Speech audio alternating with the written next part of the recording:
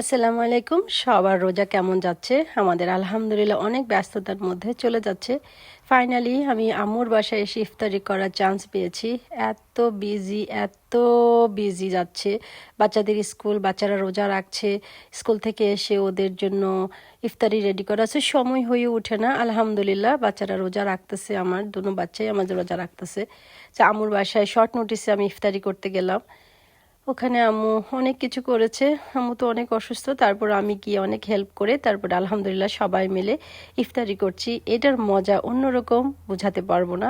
শুকর আলহামদুলিল্লাহ আল্লাহ দরবারে যে আমরা সবাই মিলে সুন্দর সময় পার করছি। আর ইনশাল্লাহ সামনে আরও আমাদের 10টা রোজা আছে। আমাদের সবার দোয়া আল্লাহ কবুল করুক। ইফতারে আম্মু ছোলা করেছিল, ছোট বোন স্যালাদ করেছে, স্প্রিং রোল ছিল, বেগুনি ছিল, পেঁয়াজ ছিল, আর এই জিলেপিটা কিনে এনেছিল, রেডিমেড ছিল। আলহামদুলিল্লাহ। আর আব্বুর পিছনে আমি জামাত করতে খুব পছন্দ করেছি। যখনই আমি গিয়ে যাই আব্বুর বাসায়, আব্বুর পিছনে আমি নামাজ পড়ি বাচ্চাদেরকে নিয়ে। আলহামদুলিল্লাহ, শুকর আলহামদুলিল্লাহ।